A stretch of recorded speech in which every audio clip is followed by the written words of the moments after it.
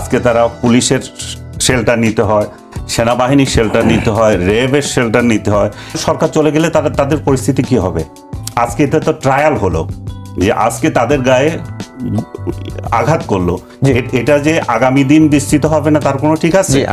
সরকারের তরফ থেকে একটা বিবৃতি দেওয়া হয়েছে, এই বিবৃতিতে মায়া কান্না করা হচ্ছে যে সমাবেশ করতে দেওয়া হচ্ছে না, এটা মানবাধিকার লঙ্ঘন হচ্ছে। কিন্তু 4 জন লোক যে মারা গেল একটা টু শব্দ নাই। তারা কি কুকুর বিড়াল? তারা যেই জায়গারই হোক, যেই দেশেরই হোক, যেই এলাকারই হোক, তারা তো মানুষ। তাদের জন্য কোনো একটা লাইন আছে সরকারের তরফ থেকে? নাই। কেন উস্কানি থাকবে না? হাসনাত এন্ড আদার্স তারা মঞ্চে দাঁড়িয়ে বলছে মুজিববাদের কবর রচনা করা হবে, মুজিববাদ মুর্দাবাদ। তা আপনি তার এলাকায় দাঁড়িয়ে বলতেছেন যে মুজিববাদকে কবর রচনা করবেন, এটা তো আপনি আজকে জুলাইয়ের 1 তারিখ থেকে কোথাও বলেন নাই। জুলাইয়ের 1 তারিখ থেকে আপনি কোথাও যত সমাবেশ করেছেন কোথাও বলেছেন মুজিববাদের কবর রচনা করবেন? আজকে গোপালগঞ্জে 4টা ছেলে মারা গেল, পুলিশ বলছে যে এরা আমরা লিথল ইউজ করি নাই, সেনাবাহিনী বলছে এটা ফাঁকা গুলি করেছে। তাহলে 2টা ছেলের বুকে গুলি পাওয়া গেছে, তাহলে এই 4টা লোক কিভাবে মারা গেল? এগুলো হাওয়া এসে জিন ভূতে মেরে গেছে? তা তো না। আপনি এই কর্মসূচিটা দেখেন, গোপালগঞ্জকে আমরা দেখি বঙ্গবন্ধু শেখ মুজিবুর রহমানের জন্মস্থান। আমরা যদি বাংলাদেশে আমাদের জাতীয় নেতাগুলোর দিকে তাকাই, জিয়াউর রহমানের জন্মস্থান বগুড়া, এরশাদের জন্মস্থান রংপুর, এখানে একটা সেন্টিমেন্ট আছে তাদের নেতাদের ঘিরে। ইভেন খালেদা জিয়ার ফেনী, সেটাও কিন্তু একটা বড় ধরনের সেন্টিমেন্ট। এখানে আপনি যদি 32 নম্বর ভাঙা হয় সেই কাহিনী যদি দেখেন, 32 নম্বর ভেঙেছিল, এখন তার বাড়িতে যাচ্ছেন আপনারা, তার এলাকায় যাচ্ছেন, আগে থেকে উস্কানি দিচ্ছেন সেটাকে স্বাধীন করা হবে। সেখানে আপনার এর আগে সোশ্যাল মিডিয়াতে উঠছে বঙ্গবন্ধুর কবর সেখানে রাখা হবে না। সো আগে থেকে যে এক ধরনের উস্কানি বা ওরা যে ভেবে নিয়েছে, গোপালগঞ্জবাসী যে ভেবে নিয়েছে, আমি যেটা বলছিলাম যে এই জাতীয় নেতাগুলোকে আমরা তো ইচ্ছে করলে মানুষের হৃদয় থেকে মুছে দিতে পারি না, তাই না? তারা তো তাদের এলাকার লোকদের, তাদের জাতির কাছে হৃদয়ে আছে। এগুলো ব্রাশ দিয়ে যদি আপনি মুছতে চান তাহলে সেখানে এই ধরনের উল্টা প্রতিক্রিয়া হয়। জি, এনসিপি যে সেখানে কি তাহলে সমাবেশ করতে পারবে না? গোপালগঞ্জ কি কাউকে বন্ধক দেওয়া হয়েছে? আওয়ামী লীগের সেটা পৈতৃক সম্পত্তি, সেখানে কেন যাবে না? অবশ্যই যাবে, তাদের নাগরিক অধিকার আছে। তারা যে পুরো বাংলাদেশ স্বাধীন, যে কোনো জায়গায় তারা সমাবেশ করতে পারে। কিন্তু সমাবেশের নামে যদি আগে থেকে আমি এমন একটা এনভায়রনমেন্ট তৈরি করি যেখানে আমাদের সাংঘর্ষিক কিছু আমরা প্রত্যাশা করি, তো সেই জায়গায় এসে তো বিরোধটা তৈরি হয়ে যায়।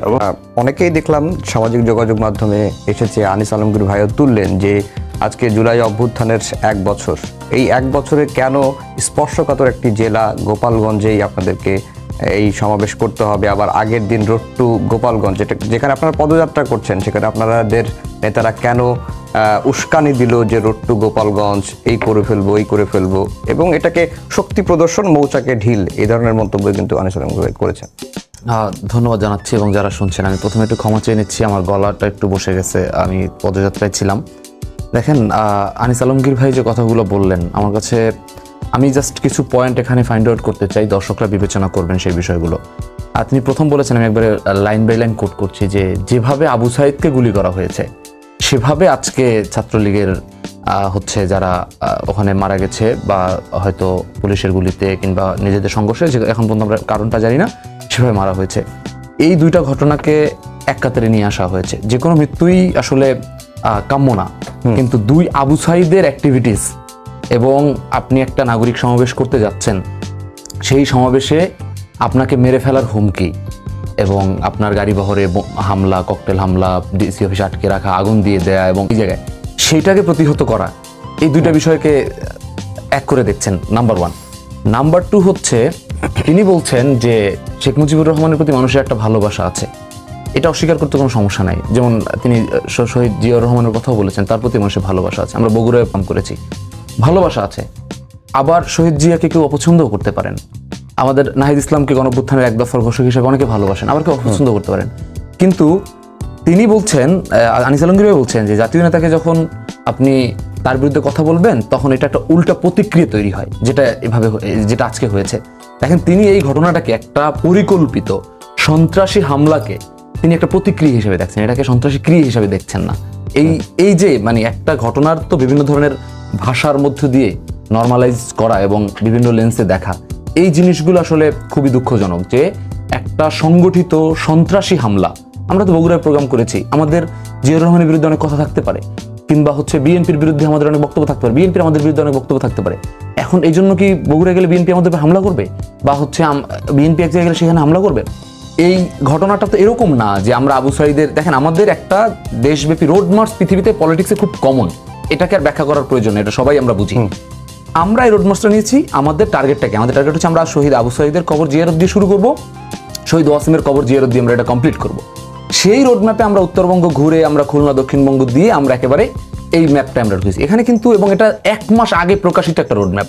এমন না যে আমরা আজকে আবু সাঈদের কবর জিয়ারত করতে যাবো, আবু সাঈদকে এখানে ছোট করার আজকে দিন, এরকম কোনো ইস্যুই নেই, একটা প্রকাশিত একটা ঘটনা। এখন যেটা বললেন যে প্রশ্ন হচ্ছে যে আমরা কেন আসলে এটাকে রোড মার্চ, কিন্তু না শান্ত, আপনি বললেন যে হ্যাঁ গোপালগঞ্জ আর বিচ্ছিন্ন কোনো জেলা না বাংলাদেশে, সেখানে তো যে কেউ সমাবেশ করতেই পারে, সেটা ঠিক আছে। কিন্তু 5 আগস্টের পরে গোপালগঞ্জে বিএনপির একজন নেতা খুন হয়েছেন এবং সেনাবাহিনীর গাড়িতে আগুন দেওয়া হয়েছে, এবং গোপালগঞ্জে গেলে কি হবে, ঢুকতে দেওয়া হবে না, ঢুকলে বের হতে দেওয়া হবে না, এই ধরনের বক্তব্যগুলো তো আসছিল। কিন্তু সেই ক্ষেত্রে আপনারা কতটুকু সতর্ক ছিলেন বা আইন শৃঙ্খলা বাহিনীর অবস্থানটা কি? ভালো প্রশ্ন।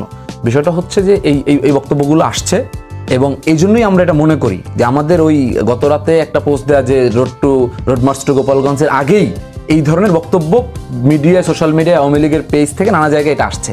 তার মানে ওইটা আর টেকে না যে আসলে এটা ওইটার কারণে প্রতিক্রিয়া হয়েছে, এটা আসছে। এখন প্রশ্ন হচ্ছে আমরা আসলে তারপর ওখানে কেন গেলাম, বা গেলে আসলে কতটুকু সতর্কতা ছিল। দেখেন আমাদের জায়গাটা কি, আমরা এখানে মানে অনেকেই আমরা 2টা জিনিস এখানে করণীয় ছিল। একটা হচ্ছে যে আমরা ওইটা প্রতিহত করার জন্য আপনারা দেখছেন যে অন্যান্য জেলা থানায় হাজার হাজার মানুষ আমাদের পথসভায় হয়েছে, আমরা সেই মানুষগুলোকে বাস ভরে নিয়ে এসে গোপালগঞ্জে আমরা একটা শক্তি প্রদর্শন করতে পারতাম, এবং তাদেরকে আমরাও আমাদের দেশীয় অস্ত্র, লাঠি, ওটা নিয়ে আমরা প্রতিহত করতে পারতাম। আর একটা হচ্ছে যে আমরা আইন শৃঙ্খলা বাহিনীকে অবহিত করে সেটার একটা সিকিউরিটি এনশিওরিটি নেওয়া। আমরা মনে করছি কি যে আমরা যদি শক্তির প্রদর্শন, গোপালগঞ্জে আজকে হয়তো 200 মানুষ ছিল হামলাকারী, এই 200 মানুষকে 2000 মানুষ দিয়ে প্রতিহত ইজিলি করা যেত, তাহলে কি হতো? তাহলে হয়তো আজকে এখানে 100 লাশ পড়তো, 50টা লাশ পড়তো। আমরা লাশের রাজনীতি চাই নাই। আমাদের লোকজন ওখান থেকে একটা হামলা ধাওয়া খায় পালায় আসছেন। আসলে আমরা এই ধরনের অপমানজনক ন্যারেটিভও নিতে চাই, কিন্তু আমরা একটা ন্যারেটিভ ভাঙতে চাই যে আমরা ওখানে হামলা করে এক ধরনের রক্তপাতের সূত্রপাত করতে চাই না, আমরা সংঘর্ষটাকে এড়াইতে চাইছি, এবং আমরা আইন শৃঙ্খলা বাহিনীর উপরেই নির্ভর করতে চাইছি। আমি যেটা সর্বশেষ বলতে চাই সেটা হচ্ছে যে আওয়ামী লীগের যে স্বৈরতন্ত্র, এটা আসলে আপনি দেখবেন যে শেখ হাসিনার বিরুদ্ধে কোটার কথা বলছে, কোনো ধরনের তার ক্ষমতা নিয়ে প্রশ্ন করে নাই, তাতেই সে মানুষ মেরে ফেলছে, সেই আদর্শ তো এরা বহন করে। এখানে তো আলাদাভাবে যদি আপনি তাদেরকে এই মুজিবের কবর, তারপরে হচ্ছে এখানে এলাকার সেন্টিমেন্ট, এই সমস্ত বিষয়গুলো দিয়ে আনিস ভাইরা যেটা করেন, ওই এলাকার সাধারণ মানুষ। আজকে কিছুক্ষণ আগেই এনসিপির আহ্বায়ক নাহিদ ইসলাম ব্রিফ করেছেন, যেটি শান্তও বলছিলেন যে গোপালগঞ্জ নিয়ে যে একটা মিথ ছিল, সেই মিথটা এনসিপি ভেঙে দিয়েছে।